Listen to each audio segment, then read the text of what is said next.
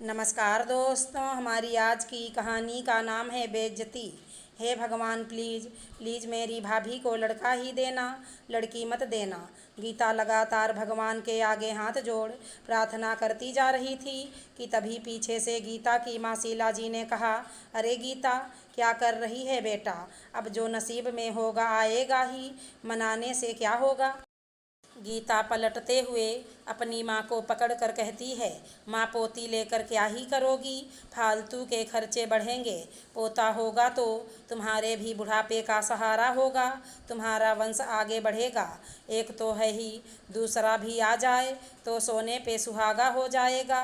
चहकते हुए बोली गीता। गीता की बातें किचन में खाना बनाती हुई उसकी भाभी प्रिया ने सुन ली। प्रिया गुस्से में मन ही मन गीता को खूब गालियां दी, क्योंकि प्रिया की माँ बेटी के सामने हिम्मत नहीं होती थी कुछ कहने की। जाकर कह सके कि मुझे लड़का नहीं लड़की चाहिए। इसलिए बेचारी मन ही मन अपनी भड़ास निकाल कर शांत रह जाती।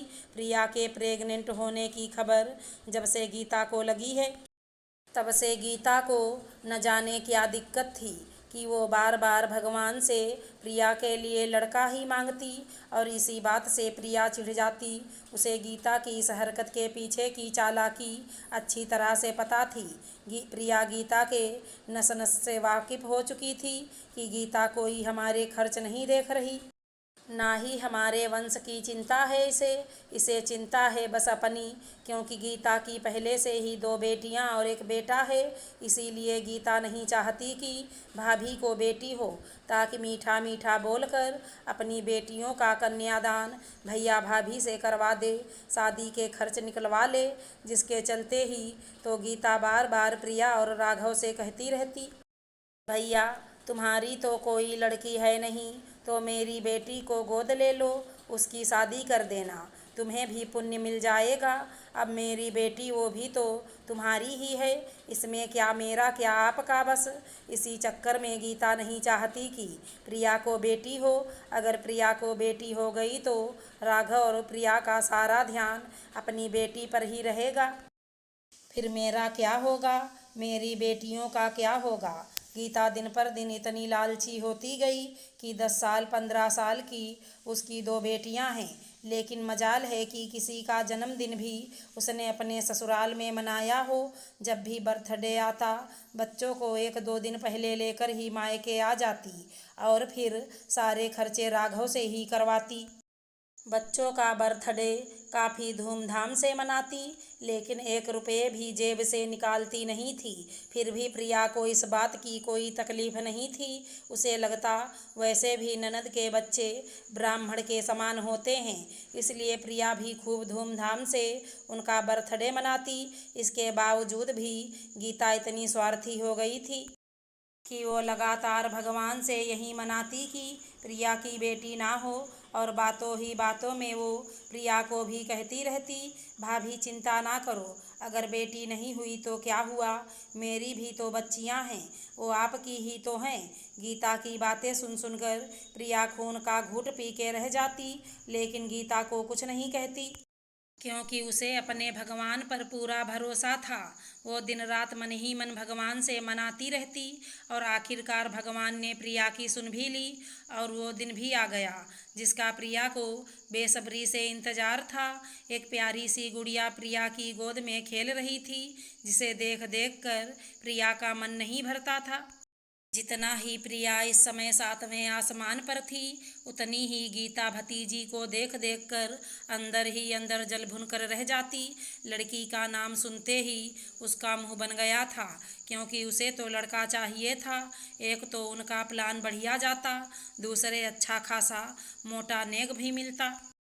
फिर भी प्रिया ने अपनी बेटी के होने पर गीता को अच्छा नेक दिया, जैसा उसने बेटे पर उम्मीद किया था।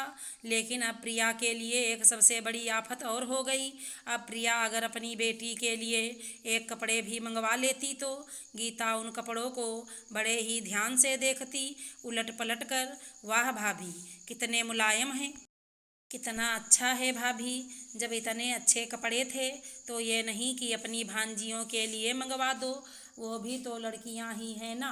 अब प्रिया के लिए सबसे बड़ी आफत ये थी कि अगर वो अपनी बेटी के लिए छोटी से छोटी चीज़ भी खरीद लेती तो गीता तुरंत ही उसे कहती, क्या भाभी अपनी बेटी के लिए मंगाई, ये नहीं कि भांजियों के लिए भी मंगवा दें। आए दिन गीता ससुराल से भाग भाग कर मायके ही रहती। देखते ही देखते प्रिया की बेटी 1 साल की हो गई।